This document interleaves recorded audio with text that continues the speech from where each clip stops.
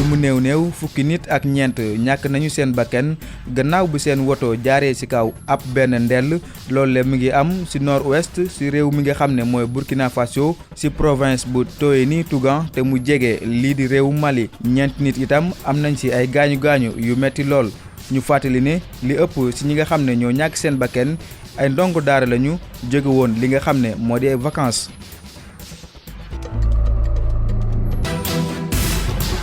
ñu jóge Burkina Faso wutali réewum Guinée-Bissau foofule ñi nga xam ne ñoo far ak ki nga xam ne mooy Domingos Simões Pereira nangooguñu ba léegi défaite bi nga xam ne am nañu ko ci paluk njiitu réew mi ñu génni ñi far ak Domingos Simões Pereira dañoo jàpp ni xaalis bu ñu wutoon ngir dugal ko ci élection yi feneen lañ ko def waaye du ci wote gi loolu la sax tax ñu laaj li nga xam ne mooy élection présidentielle yi.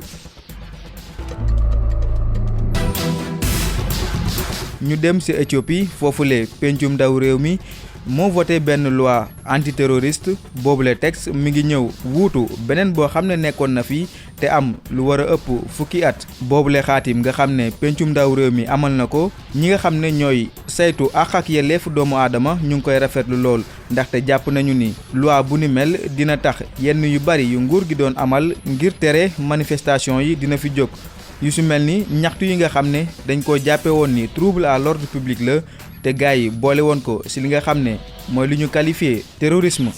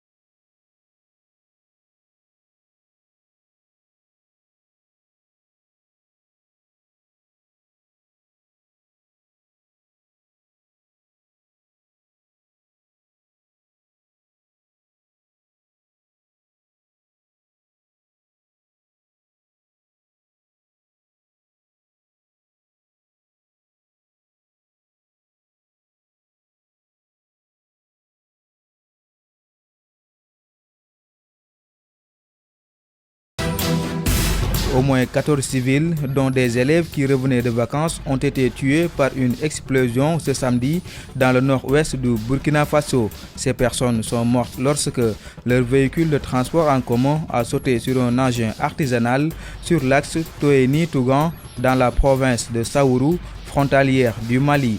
Le bilan provisoire fait aussi état de 4 blessés graves qui sont pris en charge. Après le Burkina Faso, nous nous rendons en Guinée-Bissau. La pilule est encore difficile à avaler pour les militants du Parti africain pour l'indépendance de la Guinée et du Cap-Vert, PAIGC. C'est toujours un grand déballage chez les partisans de Domingos Simões Pereira. Les posters géants qui étaient visibles partout dans les rues de Bissau ont été décrochés et un silence de cathédrale règne au siège du PAIGC. Pour certains militants très remontés contre Domingos Simões Pereira, il ne fait aucun doute que les moyens financiers et logistiques colossaux dont dispose le PAIGC ont été indûment utilisés. Le Parlement éthiopien a voté une nouvelle loi antiterroriste. Ce nouveau texte remplace un document vieux d'une dizaine d'années et très critiqué par les défenseurs des droits de l'homme qui accusaient l'ancien régime de l'utiliser comme outil de pression. Force est de constater qu'avec la nouvelle loi adoptée par le Parlement, des avancées importantes sont notées par les défenseurs des droits de l'homme. Ces points positifs concernent le passage qui est considéré comme terroriste, tout rassemblement perturbant les services publics. D'ailleurs, l'ancien pouvoir avait utilisé cet extrait pour casser les manifestations. Désormais, si les perturbations ont été le fait d'une manifestation légale ou d'une grève, ça ne sera pas considéré comme un crime.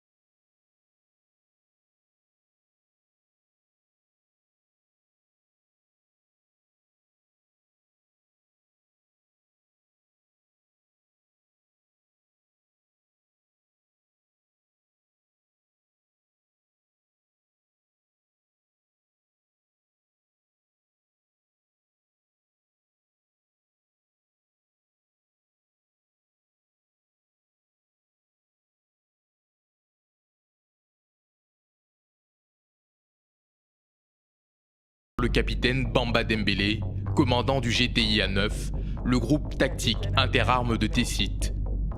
C'est compris. Allez donc, bon courage. Oui les jeunes, vous êtes arrivés. Ok, soyez les bienvenus. On a des retours encore, le groupe Choc. Ça va? Ça se passe bien? Ok. Allez, beaucoup de courage, sergent. Soyez concentrés surtout. Depuis 4 mois,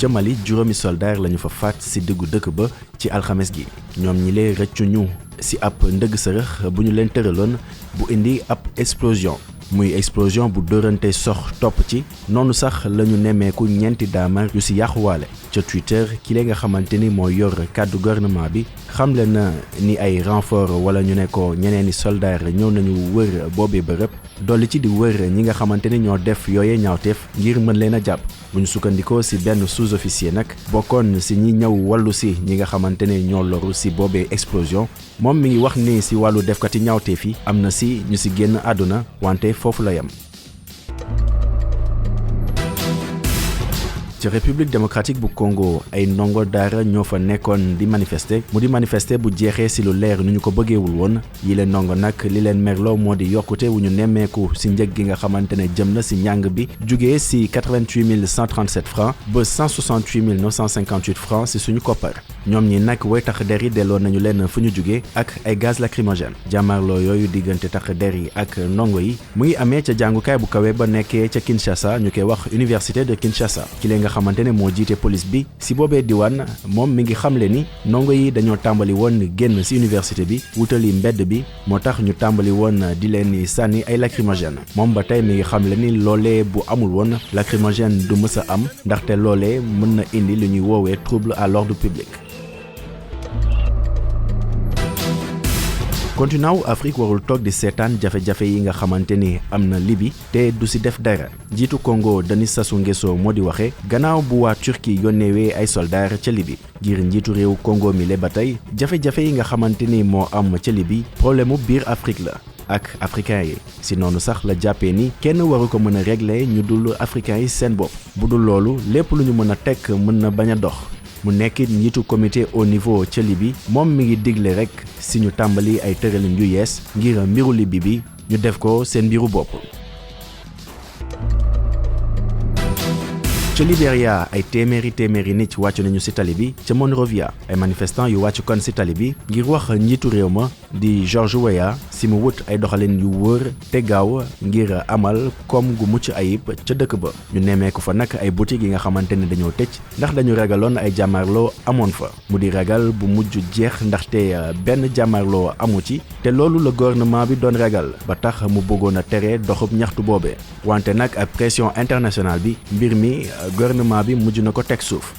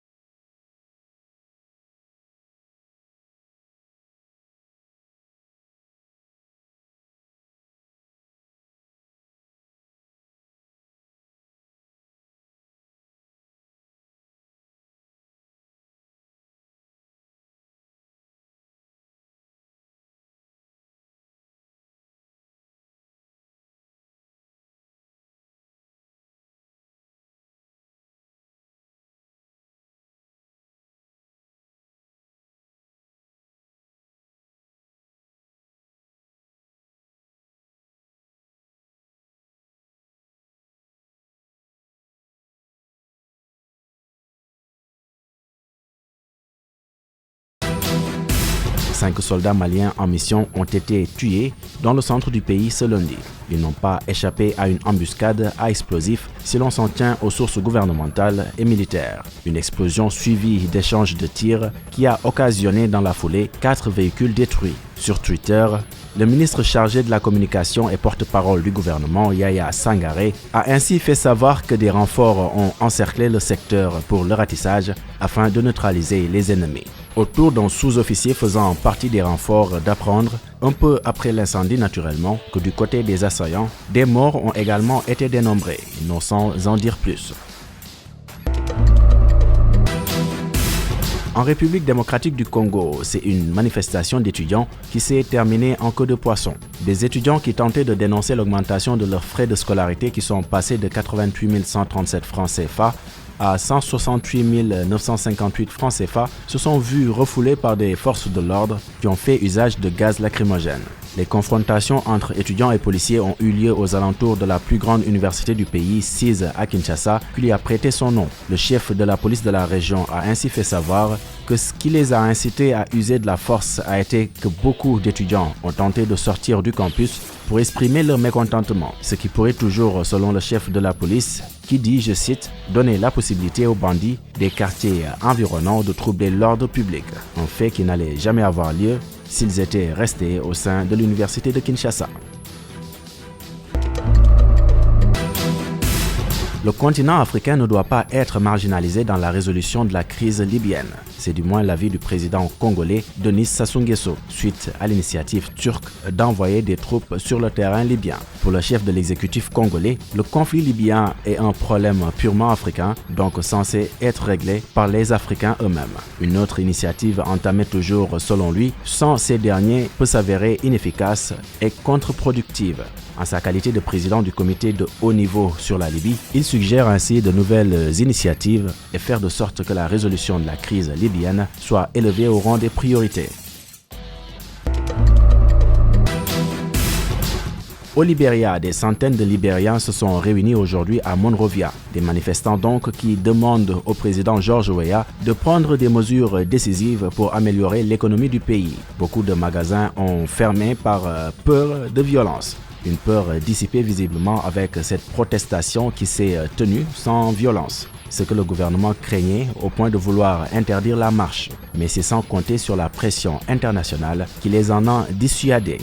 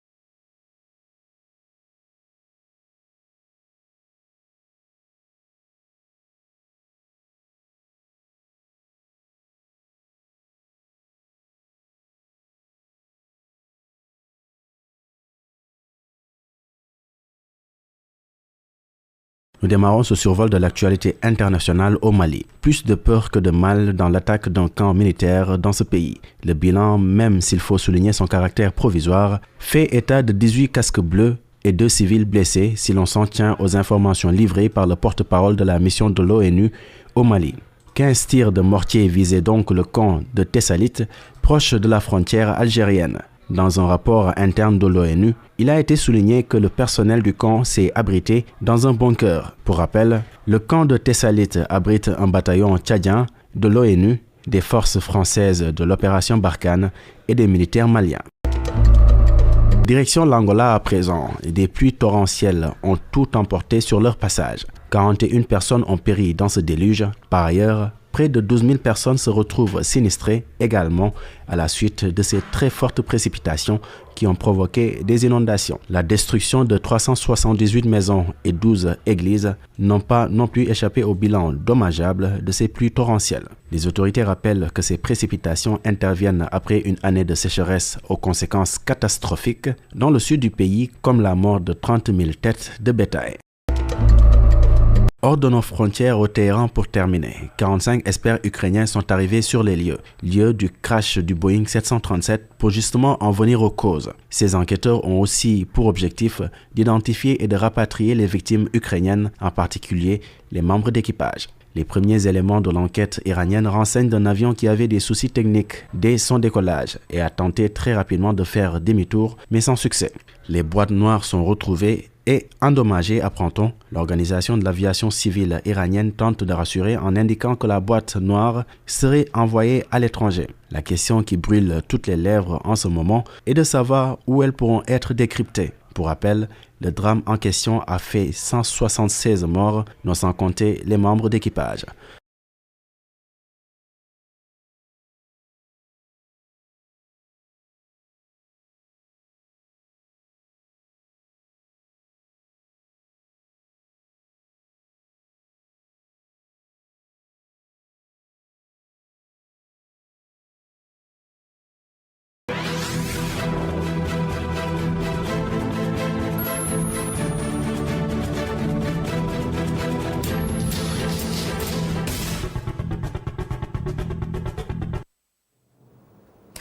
Bonjour, bienvenue sur ITV, le journal. Les titres de cette édition.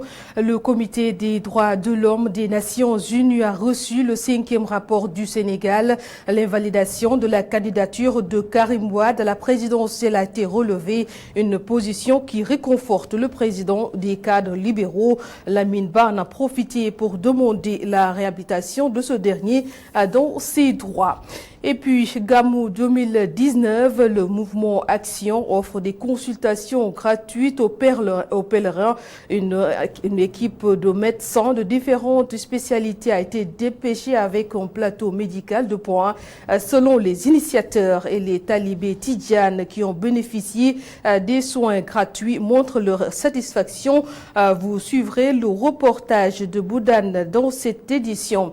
Et puis sport, Sadio Mané a de réelles chances de gagner le ballon d'or européen. Selon l'entraîneur de l'équipe nationale, Aliou Cissé, s'est basé sur les performances et les trophées remportés par le joueur de Liverpool. Et puis l'actualité internationale et sportive en fin d'édition sur ITV. Bienvenue.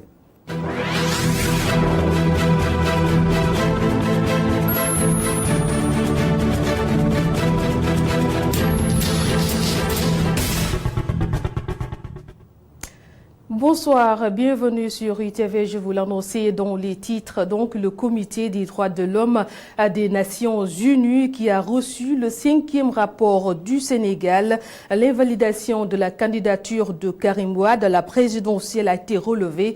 Une position qui réconforte le président des cadres libéraux, Lamine Ba, qui en a profité pour demander la réhabilitation de ce dernier dans ses droits. Mais également, il est revenu concernant sur donc le courant créé dans son parti. Il reste catégorique et estime que ses frères de parti se sont éjectés tout seuls du Parti démocratique sénégalais. Je propose de suivre ses propos. Il était dans l'émission Grand Jury.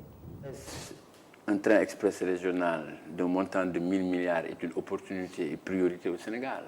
C'est ça la bonne question. c'est une question de choix économique. Vous répondez? Pour moi, non.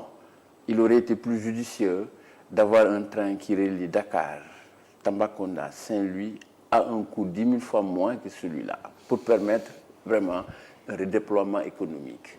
Vous comprenez? Donc, le BRT, je ne suis pas contre. Mais est-ce une solution pour régler la question aujourd'hui du trafic à Dakar? Vous voyez. Le président du comité des cadres du Parti démocratique sénégalais était dans l'émission Jury du dimanche. Et puis Gamou 2019, le mouvement Action qui offre des consultations gratuites aux pèlerins. Une équipe de médecins de différentes spécialités a été dépêchée avec un plateau médical de points. Selon les initiateurs, les talibés Tidjane qui ont bénéficié de ces soins gratuits montrent leur satisfaction dans ce reportage. Le mouvement Action est venu participer à sa manière au Gamou de Tivaouane, une innovation majeure pour ce Gamou 2019. Donc nous sommes là, comme vous l'avez vu, pour aider les populations à recourir à des soins de qualité, des soins de spécialisation, parce qu'on sait qu'au Sénégal, certes l'État est en train de faire un excellent travail en matière de santé, accompagné par les populations, accompagné par les partenaires, accompagné par les collectivités locales, mais chaque citoyen qui a la possibilité d'aider son voisin. Et puis, note de sport dans cette édition, Sadio Mané qui a de réelles chances de gagner le ballon d'or européen, selon l'entraîneur de l'équipe nationale du Sénégal, Aliou Cissé, qui s'est basé sur les performances, mais également les trophées remportés par le joueur de Liverpool. Je propose de l'écouter. Ses propos sont recueillis par Seynabou Diatta.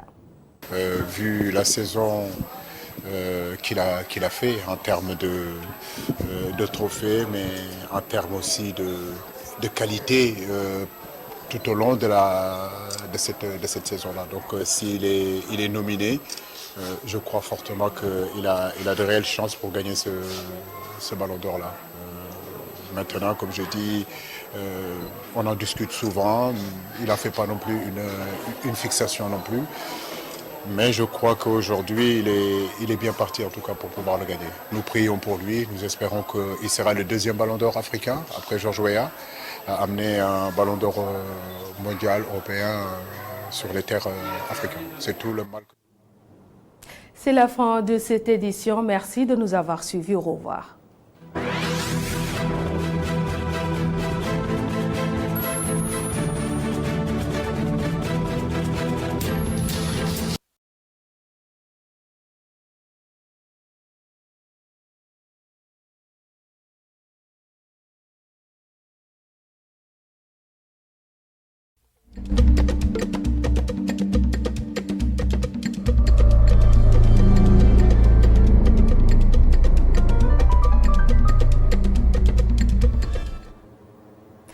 asalaamaaleykum dal leen ak jàmm ci seen télévision ITV ñu dikk ak yéen ci li gën a fës ci boppu xibaar yi.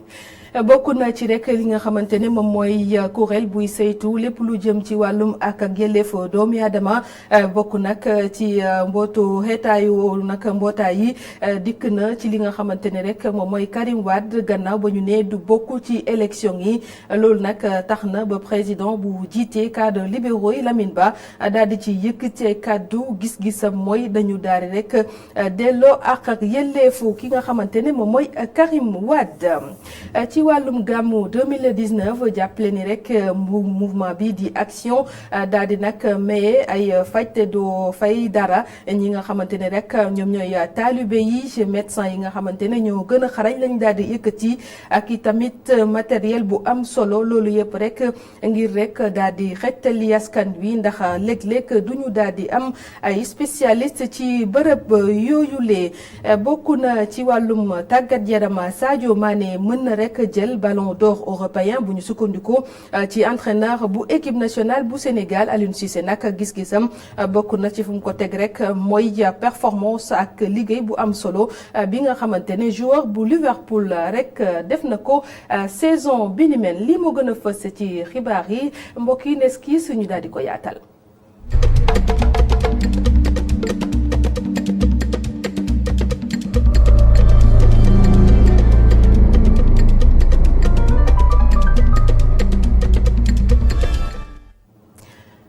mbokk yi asalaamaaleykum dal leen ak jàmm ci xibaar yi ci ITV bokk na ci li leen ko doon wax ci li gën a fës ci boppu xibaar yi ne rek kuréel mbootaay xeet yi ñoom nag bokk na ci bi nga xamante ne moo ci gën a fës mooy buy saytu wàllum ak yelleef doomi aadama gannaaw ba ñu jotee juróomeelu rapport bu Sénégal bokk na ci liñ ci rek daal di gis maanaam ne kii di Karim Wade mënul nekk candidat ci élection présidentielle yi.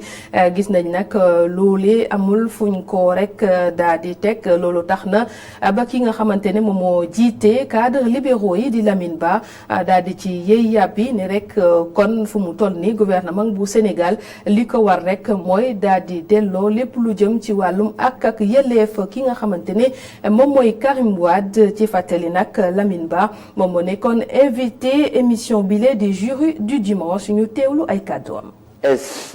Un train express régional de montant de 1000 milliards. laaj bu jar a laaj moo di ndax ab train express régional war naa dem ba 1000 milliards ci sama gis-gis jaru ko wax dëgg yàlla rawatina ab train bi nga xam ne génnul sax Dakar xel nangu ko BRT bi tam naka noonu ndax yaakaar nga ni mooy saafara dem bi ak dikk bi fii ci Dakar mais non su ma jëlee benn misaal ci jumtukaay yi ñu amal bu mel ni arène.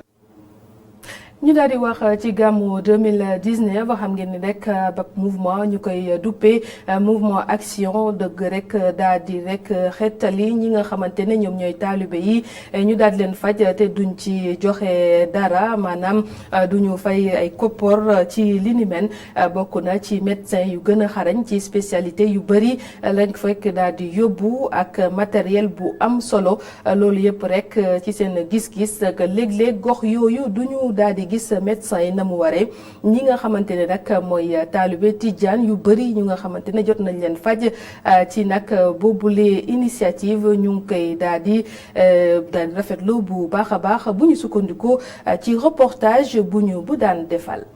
comme nu mu ko tàmm defee ci yeneen cérémonie religieuse yi mouvement action ñëw na teewee gàmmu 2019 bi fii ci Tivaouane mu doon ab innovation boo xamante ne nag bu rëy la ci gàmmu ren bii.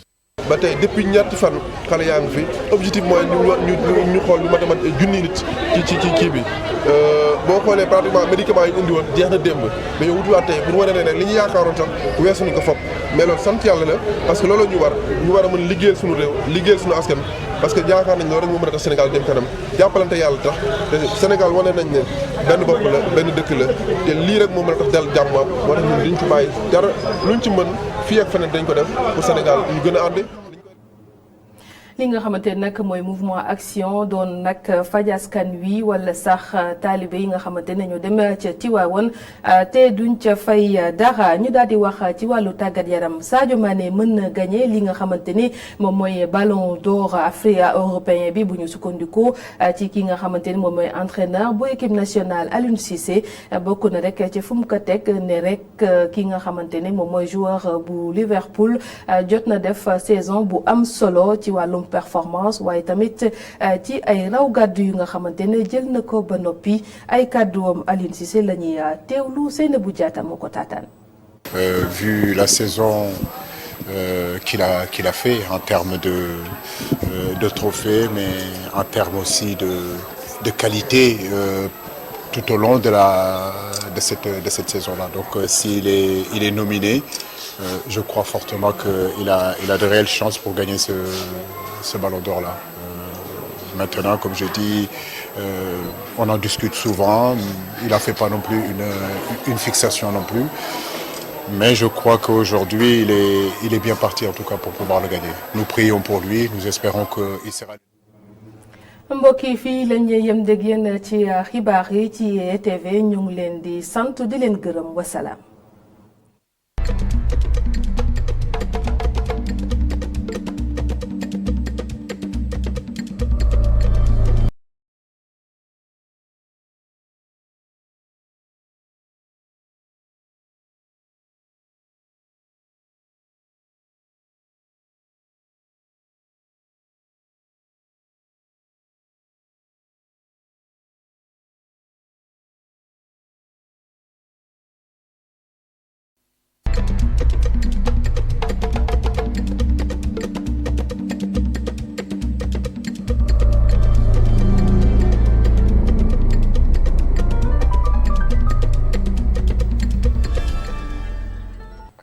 asalaamaaleykum téléspectateurs yi di safoo seetaan ITV dal leen ak jàmm ci xibaar digg bëccëg gi ñu koy tàmbale li ci gën a fës bokk na ci kuréel bi ëmb àq ak yelleefu doomu aadama jot nañu ab dossier boo xamante ne mooy coow bi ñeel Karim Meïssa Wade dukkee na fii ci Sénégal dem tàbb foofu ba tax na njiitu fédération des jeunes cadres libéraux yëkkati na ci ay kàddu gannaaw boo ñu jëlee ab ndogal ne dañuy bañal Karim Meïssa Wade li nga xamante ne moo di candidature am. xibaar gi daanu na dinañ tàmbale li nga xamante ne moo di liggéey yeesal jumaa ju mag jee foofee ca Tiwaawan gannaaw ba ko xalif bi xamle askan gi yeewu foofu ak képp kuy taalibe am na xol bu sedd loolu. ñu des ba léegi ci xibaar gi ñeel mim réew askanu Sénégal nag noppeeguñu ngir nangu li nga xamante ne moo di ngóor jigéen dem sax ba kii di xalif général di Tidiane di Serigne Babacar Sy Mansour nee na moom pareegul benn yoon pour nangu ko loolu nag moo bokk na ci li gën a fës ci bopp xibaar yi xanaa rek bàkku bi jib ñu ànd ak yéen ci yaatal gi.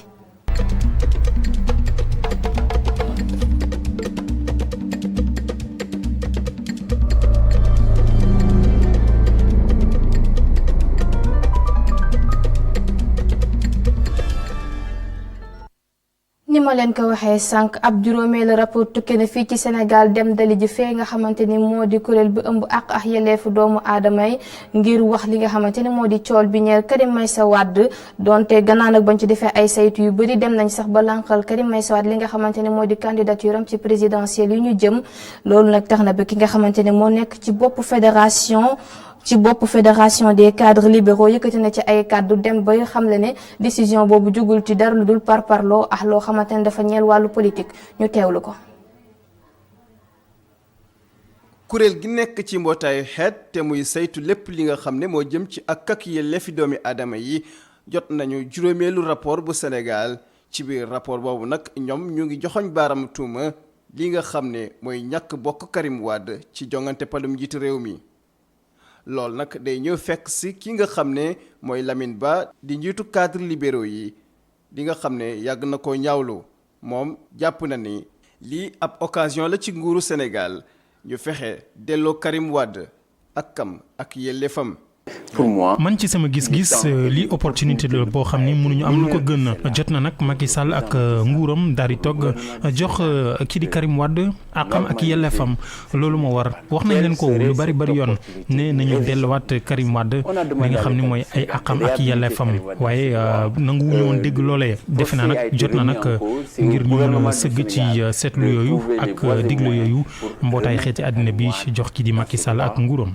ci jamono ji nga xam ne débat bi mu ngi jib ci delloo Karim Wade ak kam ak yelleefam beneen laaj bu samp moo di ndax Omar Sarr ak jege ñaaleem bokk nañ ba tey ci biir parti démocratique sénégalais li ko waral mooy dañoo créer seen kuréel bu ñu duppee alliance sukkali Sénégal waaye Lamine Ba bi nga xam ne moo jiite kàngamu parti bi mu ngi wax ni ñoom bokkatuñu ci parti bi.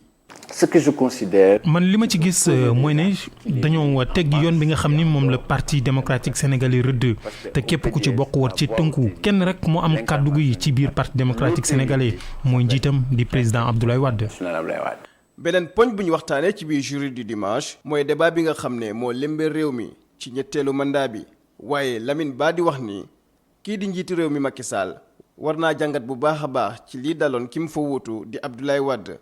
te sax ci gis-gisam moo li ñu duppee limitation des mandats présidentiels dafa war a am ci suñu réew yi.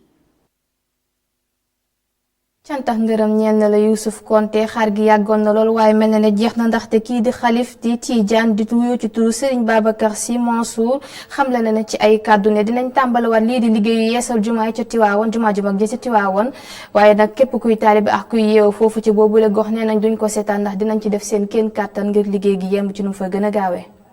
xaar bi yàggoon na lool waaye xalif général des Tidiane di Serigne Babacar Sy Mansour daal dina xamle ni dinañ dooraat si nu mu gën a gaawee liggéeyu grande mosquée bu Tiwaawoon mu doon woote boo xamante ne ni ñii di taalibe yi moom kontaan nañ si lool. ndigal da ngay jëfe ndigal xalif bi nga xam ne moo ñu fi teewal moo représenté Seydi Hadji Malick ñu nekk ci tarixa Cheikh te lu mu wax rek loolu la ñuy def dëgg yàlla ndax jumaa ji yàgg na torop te loolu moom la ñu gën a soxal ñu yeggale suñu jumaa ji macha allah. ñu nangu ko rek tey nangu ndigal parce que lépp lu si waay def rek sa bopp moo tax nga def ko ñun ñaan si yàlla suñu borom ñun jullit yëpp nañu booloo nekk benn di xàccindoo di dóorandoo boole xol bu nekk benn ashhadu an laa ilaaha illallah ji yëpp benn la. liggéeyu jumaa jooju ñu daal di koy dakkal boobaak léegi jege na ñaar fukki at commencé woon na sax di jaaxal ñii di taalibe yi nga xamante ne ni ñoom nee nañ noppi nañ ngir def ci seen koppar. damay xalaat ñi nga xam ne ñu ngi liggéey ci sama ron ñu jéem a organiser benn tontine comme ça ñu dajale loolu ñëw indi suñu participation ma digal ko itam sama yeneen xaritu entrepreneur. fas yéene jàppale ko warama même village ba mu jógee fas nañ yéene ci li ñu programme yi incha allahu rabi dajale la ñu mën a dajale suñu kattan ba déwén incha allahu rabi indi ko fii jox leen ko ba ñu mën ko jàppandiku eggal ci jumaa yi ci kattanu yàlla incha allahu rabi. mu doon taax bu mag bu ñu def ci diggu Tiwaawoon kenn mënu ko ñàkk bañ a gis ndax sorooram ak ni ñu ko tabaxee xalif général des Tidianes daal dinay xamle ni daal dina dénk mission boobu benn comité de pilotage fi ñu toll nii nag li ci des mooy ku ci nekk dugal ci sa loxo ngir ñu mën a eggali jumaa ji nga xamante ne ni Serigne Abdou Aziz Sy Dabakh moo tegoon xeer bu njëkk bi.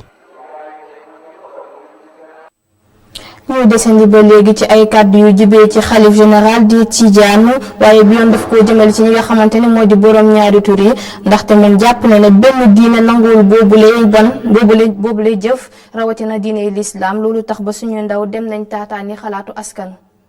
mu toog ci buntu këram Assane Gueye am na lu toll ci 67 ans moom taalibe Tidiane la bu yàgg déglu li sëriñ yi di digle bi mu déglu li xalif général de Tidiane wax ci mbirum góor jigéen démb ci rajo ba dafa kontaan. man nag sama xol dafa sedd ci discours bi te wax na ko it heure bi mu ko war a waxee waaye tamit wax na li ñu ko séenoo mbirum góor jigéen moom dafa warut a dugg sax Sénégal ndax Sénégal 95% yëpp musulman lañu te ngóor jigéen kenn ku ne xam na ne yonte yàlla loot waa këram ñe ba leen malaaka yi di alak affaire ngóor jigéen laan.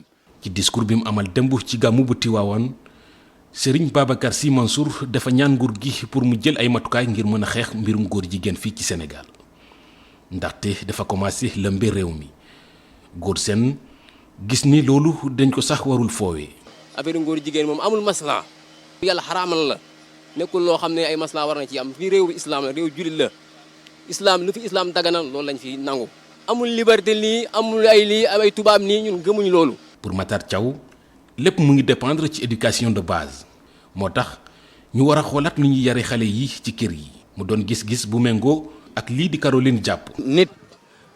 nit ay garabam nit di nga ko gis muy def yëfu safaan mu donc sawaay la nga woo ko yedd ko wax ko loo xamante ne lii ngay def de yoon wi du yoon wu baax nga teg ko ci yoon wu jub. waaw wax na dëgg loolu du africain tubaab yi ñoo ko moom te dañuy yàq suñu valeur te tamit mooy loolu.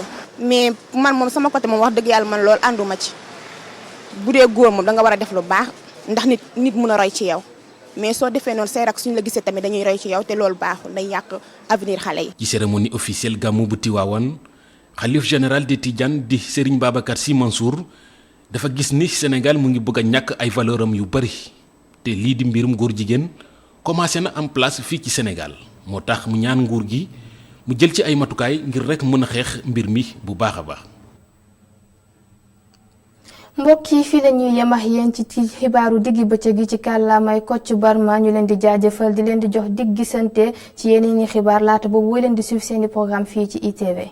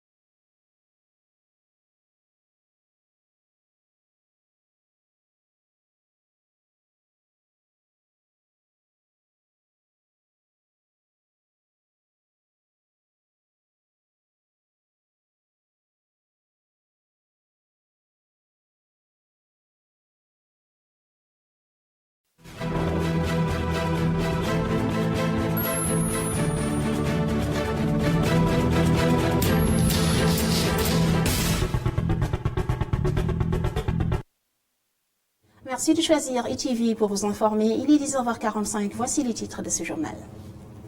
2 magasins de pièces détachées réduits en cendres au marché Petersen ce mercredi. L'incendie qui s'y est déclaré aux environs de 6h du matin a fait plusieurs dégâts matériels.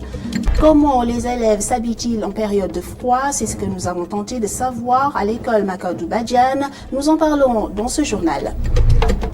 Sargal Sadio Mané, l'événement ne sera pas pour ce mercredi. L'international sénégalais a dû rebrousser chemin faute d'autorisation d'atterrir à Tunis. La déception des supporters dans cette édition.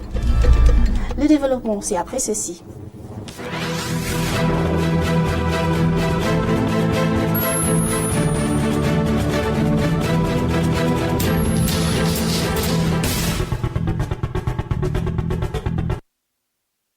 Bienvenue à toutes et à tous. Incendie au marché Petersen ce mercredi. Cette fois, 2 magasins de pièces détachées ont pris feu. Pour l'heure, les dégâts matériels sont immenses.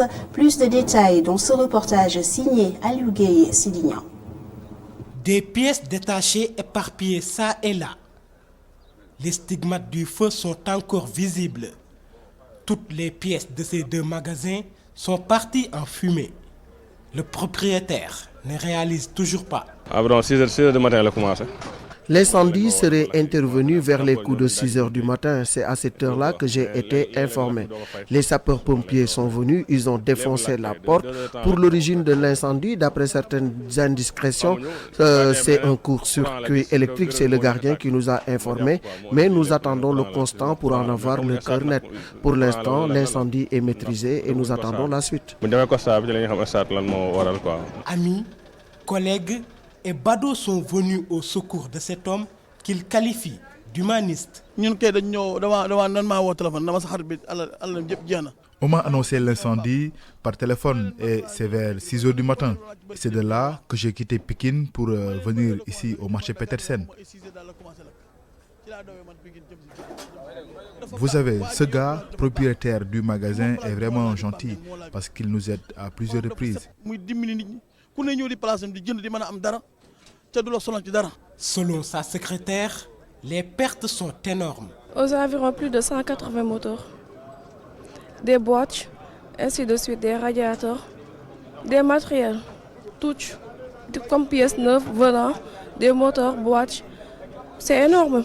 À notre arrivée, les sapeurs-pompiers étaient en train de remballer, mais sans commentaire. Parlons tout à fait autre chose. En cette période de froid, nous nous sommes intéressés aux tenues des élèves et un tour à l'école Macadou Badiane nous a permis de constater que les élèves se protègent bien. Des propos que confirment d'ailleurs enseignants et parents d'élèves. Boubacar Djan Moussafal. École élémentaire Sakura Badiane de Koloban, une cour déserte. On entend même le bruit des feuilles du palmier.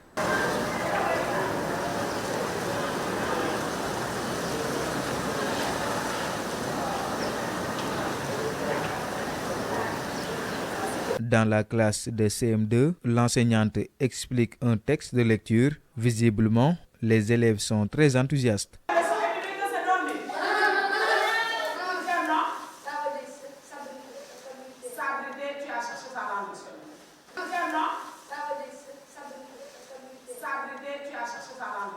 Dans cette école élémentaire, les enseignants comme Amadou Lena Diop constatent que les parents prennent soin des enfants quand ils viennent à l'école en cette période. Oui, comme vous avez pu constater par vous-même, si vous regardez les élèves qui nous entourent, vous voyez qu'il y a certains qui ont eu à changer leur manière vestimentaire. Parce que vu que nous sommes en période de froid, il est très naturel de se couvrir. Et comme on dit que l'enfant copie toujours sur l'enseignant, comme vous pouvez me voir, comme vous pouvez constater, moi qui porte lourd, donc ce qui veut dire que c'est le temps et les élèves ont eu à faire de même. C'est ce que nous avons pu constater quand même. Bachir et Mamdiara, élèves en classe de CM2, sont à l'école depuis le matin. Tous deux sont bien couverts. Moi, je porte des habits Wolof chaque jour. Je mets des pullovers, de pulls parce qu'il fait très froid. Je porte des habits lourds pour que le froid n'entre pas sur moi. La fraîcheur se fait de plus en plus sentir partout au Sénégal. Une période où enfants, jeunes, adultes, Tout le monde s'habille en conséquence. C'est pourquoi les parents prennent bien soin de leurs enfants quand ils viennent à l'école le matin pour leur permettre de suivre leurs cours normalement.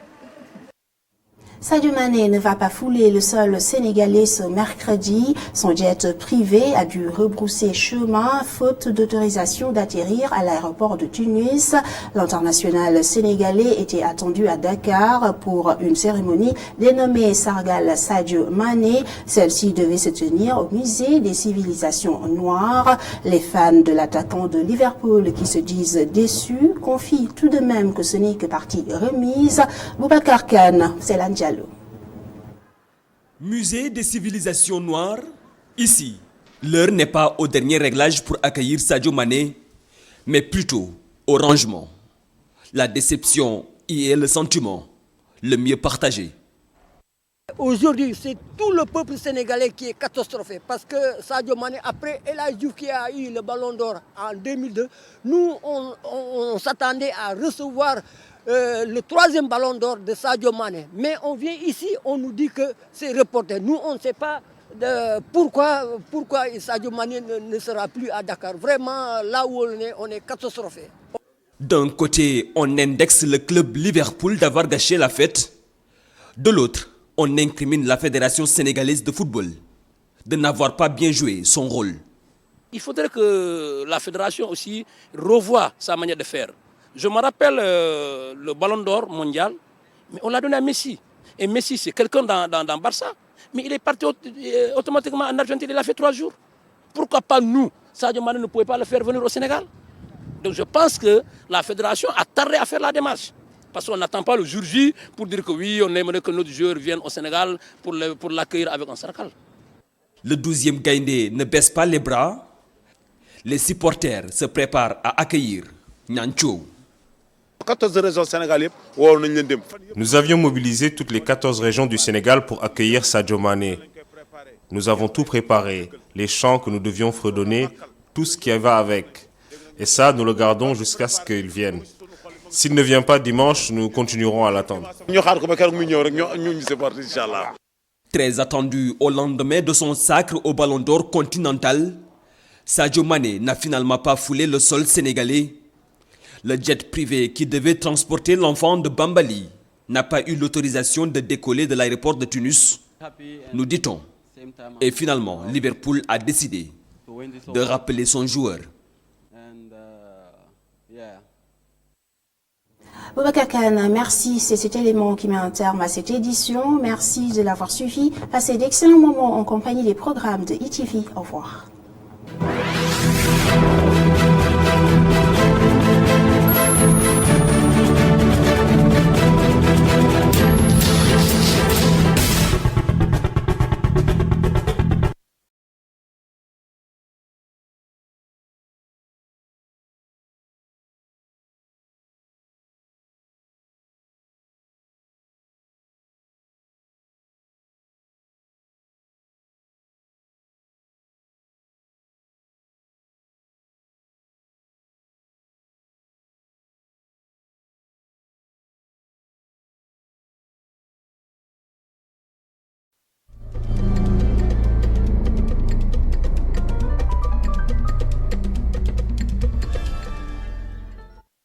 mbokk yi jërë ngeen jëf si ànd beeg ITV ñeent fukki simili ak juróom ñoo toftalu ci midi bisimila ci xibaaru njolloor si. lakk bu metti moo am ca marché bu Petersen bi yoon nag ñaari magasin yu jaay ay pièces détachées dal di tàkk ba jeex ci àllarba bi lakk yi nag mu ngi am ci fajar gi dal di andi nag ay yàqu-yàqu yu bare bare. ana nag la ndongo yi di solo ci jamono ji ñu nekk maanaam ci seddaay bi lu ni mel nag dal dinañ koy lëgbatu ca l'école Macodou Badiane daañu ko waxtaanee ci bile jotaayu xibaar. sargal Sadio Mané boobule xew-xew du mujjee am ci àllarba bi doomi Sénégal bi nag dafa mujjee dellu fa mu jóge woon ndax kat moom amul autorisation dal di tere ca aéroport bu Tunis boobule xibaar neexul ay supporters am waaye ñoom nag la ñu jàpp mooy ne yoon yemul ci benn. neskis ñu yaatal ko.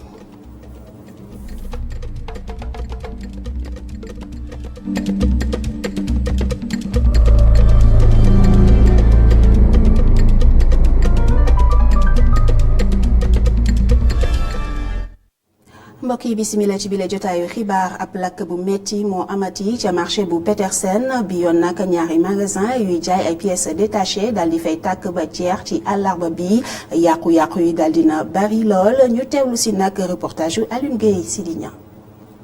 ay weñ rek ngay gis bërëb bi daal di ñuul kukku ñaari magasin yi ñoo lakk ba jeex tàkk ki ko moom duñu wax ni yëf yi demee. environ 6 heures du matin la commencé 6 heures du matin lañ ma woo ne ma lakk yi commencé na am sapeur ñëw nañ daaj buntu yi et tout quoi mais léegi lakk bi doo ko fay quoi. xamuñu gardien bi nee na courant la gis bureau bi moo njëkk a tàkk moo jàpp quoi moo indi lii lépp nee na courant la te wax courant la mais xamuñu stade ndax courant la wala lan la laal ndax defaguñ constat bi bu ñu demee constat bi ci la ñuy xam stade lan moo waral quoi. xarit dëkkandoo wala am di jàmm ñëpp a ñëw di mastaw ki yàqule. ñun kay dañ ñëw dama nan maa woo téléphone dama sa xarit bi àll yëpp jeex na ma ne ko kan ñu ne ma pap may leen ban place ñu ne bu nekk di foofu man ne bi konne bi wàcc bërki dem ñu ne ma waaw may leen ban heure la commencé lakk ñu ne ma Dakar ñu ne xawma ay 6 heures daal la commencé lakk ci laa dawee man Pikine jëm si fii man damaa jaxasoo fi na sax dafa baax waa ji yor place bi dafa baax ki moom place bi moo laabir Pam Ñang moo laabir xolam dafa set muy dimbali nit ñi ku ne ñëw di place am di jënd di mën a am dara te du la sonal ci dara. suñu dégloo kii nga xamante ni mooy secrétaire am li ñu ñàkk bëri na lool. bëri na moom mënuma estimer bëri na parce que sama stock rek moteur yi ça faisait plus de 180 moteurs radiateurs yi pièces venant yeeg neuf yi kenn mënu ko xayma bëri na. bi ñu ñëwee ñoom sapeur pompier yi ñu ngi doon dem waaye nangu ñu àddu. Sidigna jërëjëf ñu di masaw bu baax a baax ñi nga xamante ne ñoo lakkale ñu àddu jëmee ci leneen xam ngeen ne ci jamonoy seddaay gi ñu nekk ndongo yi ñoom ñoo ngay fagaru bu baax a baax ba ñu doxantoo nag ca l'école Macodou Badiane li ñu fa nemmeeku mooy ne tegle xale yi dañu ko déggoo te lu ni mel nag jàngalekat yi ak waajur yi di ko dëggal dañu ci teewlu Boubacar Diagne Moussa Fall. école Sakoura Badiane diggi école bi wéet lool. ngelaw li di yëngal xobu garab gi nga xam ne moo nekk ci diggu cour bi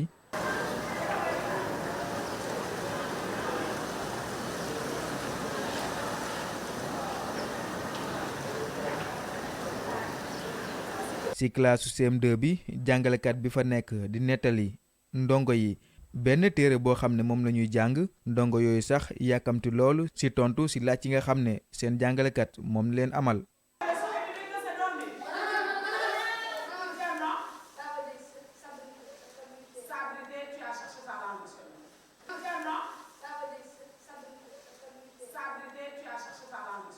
ci bile école élémentaire jàngalekat yu ci mel ni Amadou Léna Diop nemmeeku nañu ni waajur yi ñu ngi toppatoo seeni doom di leen solal ay yére yu diis ci bu ñuy jàng ci fajar gi ak seddaay bi. te période bii ñu toll nii soo xoolee xale yi wër ñu soo xoolee ku ci nekk yaa ngi ak say capuchon yaa ngi sol lu diis xam nga ndax période bi moo ko war parce que période bu nekk rek temps bu nekk rek ni ngay solo ak yooyu noonu xam nga nous avons constaté nañ que yaay yi parents yi du moins parents yi ñoo ngi jël loolu noonu. boobu leen nemmeeku. ñu am firnde bi ci élèves yi nga xam ne mooy Bachir ak Maam Diarra ñoom ñii ñu ngi fii ci fajar ba léegi waaye ku ci nekk mu ngi sol ba léegi say yére yu diis ngir moytu seddaay bi. man su may ñëw école yére olof laay sol chaque jour damay solaale sama pull vert parce que dafay seddu guy ak fenêtre yi nii ci classe yi. dangay weex dangay didim dangay xar yooyu yëpp mu ngi ci seddaay bi. yére yu diis ndax damay sedd su ma sol yére yu diis yi kii seddaay bi day dugg sama yaram bi baaxul day indi feebar. fi mu toll nii sedd bi di gën di dugg ci mag ak ndaw ku ci nekk di sol yére yu diis loolu la tax waajur yi di toppatoo seeni doom bu ñuy jàng ci fajar gi école ngir ñu bañ a liw waaye itam mën a suivre seen cours ni mu waree. Sadio Mané mujj ca yegsi si Ndakaaru ci àllarba bi roppalaan ba ka defoon dafa mujjee dellu nag fa mu jóge woon ndax moom kat amul autorisation daal di teere ca aéroport bu Tunis doomu Sénégal bi nag dañu ko namoon teral fi nga xamante ne moo di Ndakaaru ci ab sargal waaye lu ni mel neexul naam ay soppeem waaye ñoom la ñu jàpp mooy ne yoon yemul ci benn Boubacar Kane Souleymane Diallo. Musée des civilisations noires. fii nekkuñu ci dernier réglage yi ngir gàttandu Sadio Mané waaye ci ranger bagage ñi fi nekk daanaka ñëpp am nakar Vraiment am nañ xol yu métti parce que ñun dañ foog ne woon Sadio Mané bu mu gagné ballon d'or africain su ñëwee fi dañ koy sargal bu baax teral ko bu baax kontaan bu baax parce que El Hadji Diouf bu mu ko amee 2002 ba léegi sori na torop donc dañ foog ne woon kii Sadio Mané su ñëwee tey dinañ ko feetal bu baax a baax ñu kontaan bu baax ñu am ay xol yu sedd guy comme ça gën ko ñaanal pour muy gën a dem si kanam mais ñu ñëw fi ñu ne ñu ñëwatul mais ñun xamatuñ lan moo xew ba Sadio Mané ñëwatul. ci benn wàll ñu joxoñ baarama tuuma club bii di Liverpool ci beneen wàll ñu jàpp ni fédération sénégalaise bu football moo deful liggéeyam. ñëpp xamoon nañu ne Sadio Mané mooy nekk ballon d'or africain ku nekk 4e européen kon xam nga ne yow war nga nekk ballon d'or africain donc lu tax fédération jëlul d'avance waxtaan ak waa Liverpool ne leen ñun de dañuy bëggoon suñu doom bi comme vraiment bu jëlee ballon d'or bi Égypte mu ñëw Sénégal ñu Sénégal ko donc maa ngi jël exemple si Messi bu mu jëlee ballon d'or mondial mais dañ ko may club am Messi Barcelone mu dem Argentine def foofu 7 fan lu tax fédération mënuloon def loolu balaa vraiment journaliste yi RTS di ñu dugal ci lii am nañu déplacé am nañu nekk si yoon xam naa ko donc lii vraiment ñu ngi koy ñaawlu. ci côté 12e gaynde yi découragé wu ñu benn yoon ñu ngi wéy di waajal ñëwu Sadio Mané bi. 14 régions Sénégal yëpp woo nañ leen dem fan yëpp ñoo ngi toog réunion fan pour ngir préparer ñëw bi fan yëpp nan lañ koy préparer yan way lañ ko war a tëggal nan lañ ko war a bàkkal yooyu yëpp préparer nañ ko léegi nag ñoo ngi xaar. loolu ñu préparé nag mu ngi si sunu xol mu ngi sunu xel ba léegi bu ñëwee rek ñu génn waat bu ñëwul dimanche ñu xaar ko ba keroog mu ñëw rek ñu supporté incha allah. ñu doon ko xaar fii ci Sénégal ci àllarba ji Sadio Mané mujjul ñëw li ko waral nee nañu avion bi ko waroon indi moo amul autorisation décoller ci aéroport bu Tunis bi mu defoon escale ba tax clubam bii di Liverpool ne ko mu ñëwaat foofu ci club bi. mbokk yi jërë ngeen jëf si bile jotaayu xibaar bii leen ndax élément moo ndax képp bile jotaayu xibaar ñu di leen jaajëfal ci teewlu gi di leen ñaanal jàmmati di ko sàkku si yéen wasalaam.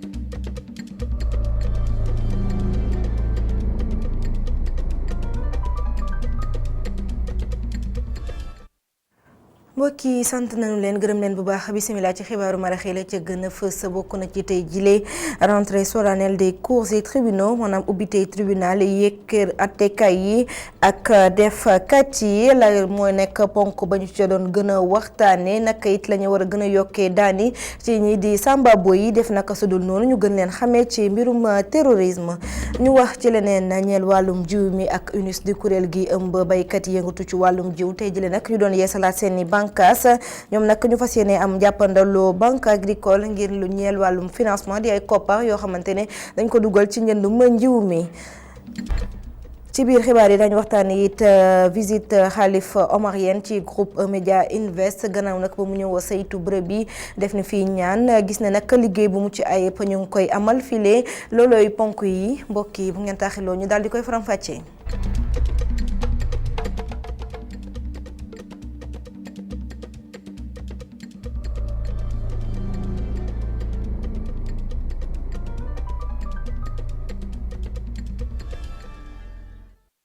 mbokk yi asalaamaaleykum xibaar yi des koy door rek mbirum yoon ni ñu ko junjee léegi tey jëlee nañu ubbi kër wu attekaay ci kanamu njiitalu réew mi son excellence Macky Sall bokk na ca nag lañ ca doon waxtaanee mbirum terrorisme ay daan yi nga xamante ne dañ ko war a jagleel yooyu les Samba Boy di terroriste yeeg naka suñ ak ni ñuy defee ci yenn gàllankoor yi ñuy tekk askan wi ñoom magistrat yi nekkoon foofee bokk na ci yeneen ponk yoo xamante ne yëkkati nañ ko ci bëccëgu tey bi Cheikh Hassana Fall. defaraat sunuy taarix xoolaat ban taxawaay la yoon war a am ci xeex gu muy def ak lii di terrorisme nekk na loo xam ne lu ñu war a def la ci saa si ndax suñu seetloo ci siècle bi ñu nekk fléau bile daa mel na luy gën ci am doole lu muy gën di jege si suñuy frontière war a tax sax ba ñu war a def ab mise à niveau boo xam ne dina jàppale sunu loi yi ñu am ay notion yu yees. gis nga liiti waxtaan yoon ak baale dafa nekk ñetti mbir yoo xam ne dañ leen war a boole léegi ndax ñoom ci boppam ñooy yoon gu bees goo xam ne justice su Sénégal moom la war a jël te su ko jëlee dafay nekk bunt buy ubbeeku ngir mën a faj yenn jafe-jafe yu am yu bëri ci réew mi te mën a dindi lépp loo xam ne xeex la te mu war a mën a am ëllëg.